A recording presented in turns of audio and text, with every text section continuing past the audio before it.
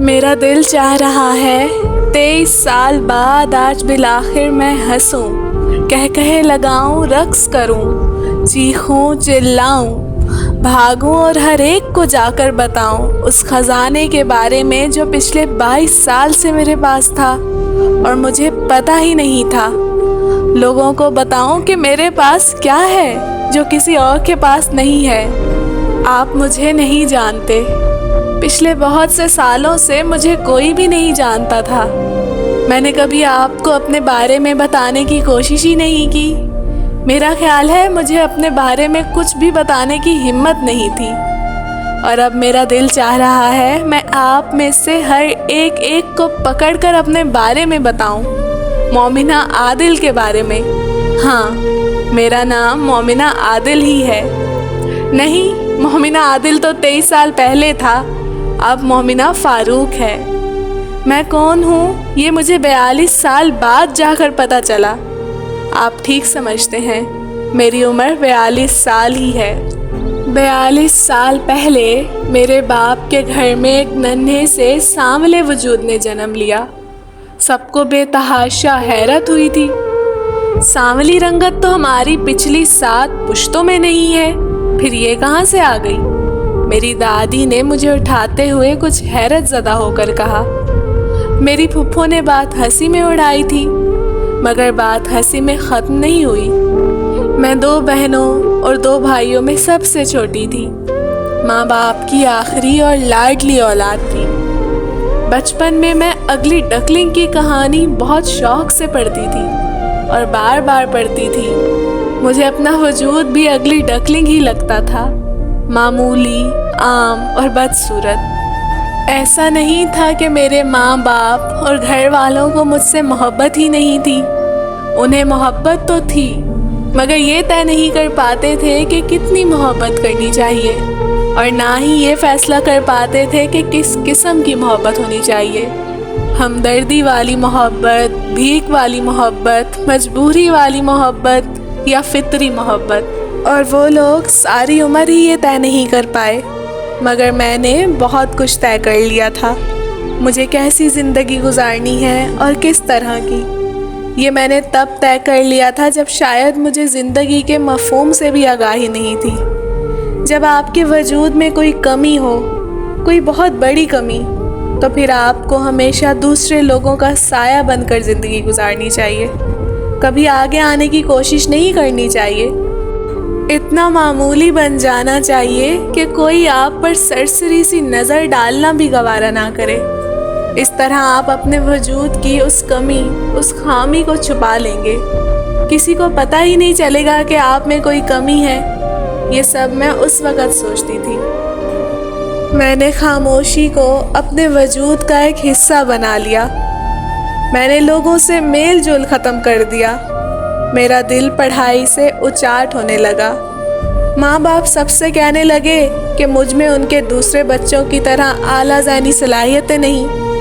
کچھ خامیاں مجھے اللہ نے دی تھیں اور باقی سب گھر والوں نے۔ زندگی میں اللہ کی دی گئی خامیوں نے مجھے زیادہ نقصان پہنچایا یا گھر والوں کی عطا کردہ خامیوں نے؟ اس کا فیصلہ آپ کو کرنا ہے۔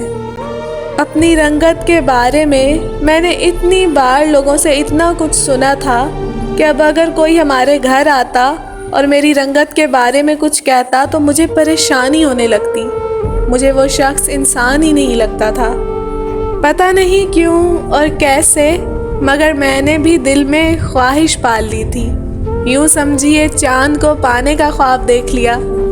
میں اس عمر میں تھی جب لڑکیاں بہت سے خواب دیکھتی ہیں، بہت سی آرزوئیں پالتی ہیں، اور میری خواہش، میری آرزو تھی کہ میں خوبصورت نہ سہی، میرا شوہر بہت خوبصورت ہو۔ میں سفید رنگت نہیں رکھتی تھی، مگر اسے دودھ کی طرح گورا ہونا چاہیے، چاہے غریب ہو، چاہے بیمار ہو، چاہے معذور ہو، چاہے آوارہ ہو، مگر خوبصورت ہو، سفید ہو۔ پھر میں بھی سب کے سامنے سر اٹھا کر چلوں گی، پھر میرے پاس بھی کوئی ایسی چیز ہوگی جسے میں فخریہ طور پر سب کو دکھا سکوں۔ میں ہر وقت سوچتی رہتی۔ ہاں، تو میں آپ کو بتا رہی تھی کہ خدا نے میری خواہش پوری کر دی تھی۔ میرے والد میری شادی کے بارے میں بہت پریشان رہتے تھے اور اس پریشانی کا اظہار انہوں نے اپنی بہن یعنی میری پھپھو سے کیا۔ پتہ نہیں انہوں نے کس طرح انہیں اپنی پریشانی، اپنا مسئلہ بتایا تھا۔ پھر اگلے ہی روز پھپھو اپنے اکلوتے لائق فائق اور حسین و جمیل بیٹے کا رشتہ لے کر ہمارے گھر آ موجود ہوئیں۔ سکتہ اگر گھر والوں کو ہوا تھا تو ہکا بکا میں بھی رہ گئی تھی۔ میں نے خدا سے صرف خوبصورتی چاہی تھی، اس نے تو جیسے خوبصورتی کے ہر نگینے کو میرے ہاتھ میں رکھ دیا۔ میرے گھر والوں کو اس رشتہ پر اعتراض کیسے ہو سکتا تھا؟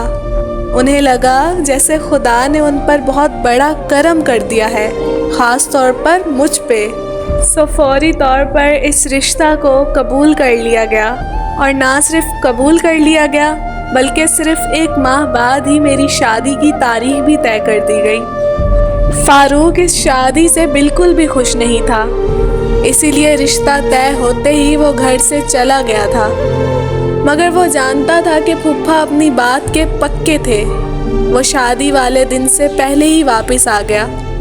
میں اس وقت بہت خود غرض ہو گئی تھی، یہ جانتے ہوئے بھی کہ وہ مجھے پسند نہیں کرتا، یہ جانتے ہوئے بھی کہ میں کسی بھی لحاظ سے اس کے برابر نہیں ہوں، مگر میں پھر بھی اس کو پانا چاہتی تھی۔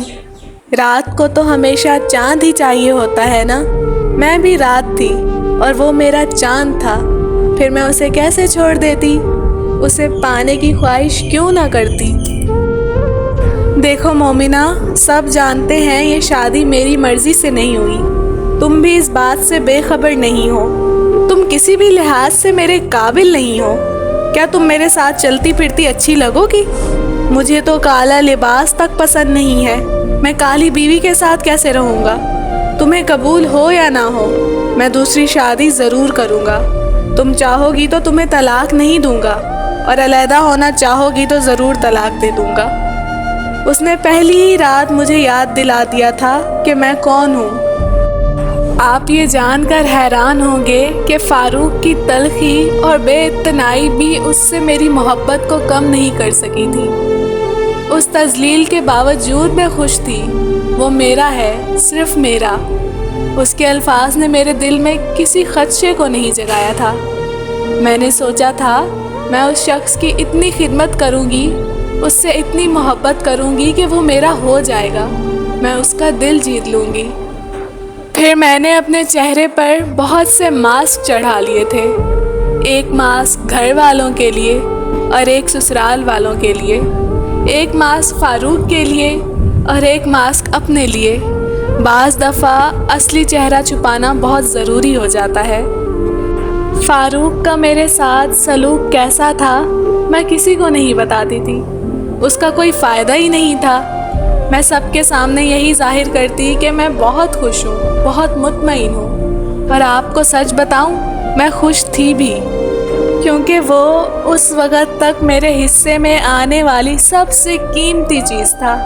پھر میں اسے پا کر خوش کیوں نہ ہوتی؟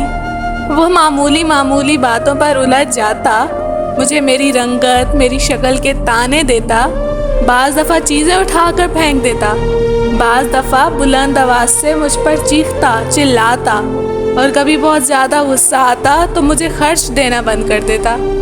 مجھے یہ سب اس کی ادائیں اچھی لگتی تھیں، اس کے نخرے نظر آتے تھے، مجھے یہ سب مجھے برا نہیں لگتا تھا۔ میں اپنی عزت نفس کا گلا میں نے کچھ اس حد تک گھونٹ دیا تھا کہ اس چیز نے مجھے دوبارہ تنگ ہی نہیں کیا۔ میں اس کے آگے پیچھے پھرتی، اس کا معمولی سے معمولی کام اپنے ہاتھوں سے کرتی، اس کی گالیاں کھا کر بھی مسکراتی رہتی، اس کے چیخنے چلانے پر بھی خوش رہتی۔ وہ ضرورت کے وقت روپے نہ دیتا تو میں دوبارہ کبھی نہ مانگتی، وہ کہیں جانے سے منع کر دیتا تو میں کسی بھی صورت وہاں سے نہ جاتی۔ وہ چاہتا تھا کہ لوگ مجھے اس کی بیوی کی حیثیت سے نہ جانیں، وہ مجھے چھپا دینا چاہتا تھا، اور میں اس کام میں اس کی ہر ممکن مدد کیا کرتی۔ بعض دفعہ تو مجھے اس پر ترس آیا کرتا۔ آپ کو پتہ ہے نا، ترس تو صرف خوبصورت لوگوں پر ہی آتا ہے۔ ہاں، تو میں آپ کو بتا رہی تھی کہ مجھے اس پر ترس آنے لگتا۔ میں سوچتی کہ یہ شخص کتنا عظیم ہے جو مجھے ناپسند کرنے کے باوجود اپنے ساتھ رکھے ہوئے ہے، اپنے گھر میں پناہ دیے ہوئے ہے، میرے اخراجات اٹھائے ہوئے ہے۔ ورنہ کون ہے جو کسی ناپسندیدہ انسان کے لیے اتنا کچھ کرتا ہے؟ بعض دفعہ مجھے اس پر اتنا پیار آتا کہ میرا دل چاہتا میں اسے سجدہ کروں۔ آپ مجھے پاگل سمجھیں یا کفر کا فتویٰ لگائیں، مگر بات تو سچ ہے کہ مجھے فاروق کے علاوہ کوئی بھی نظر نہیں آتا تھا۔ اس پر ہر رنگ سجتا تھا۔ بعض دفعہ وہ صبح آفس جانے کے لیے تیار ہو رہا ہوتا تو میں اسے دیکھتی ہی رہ جاتی۔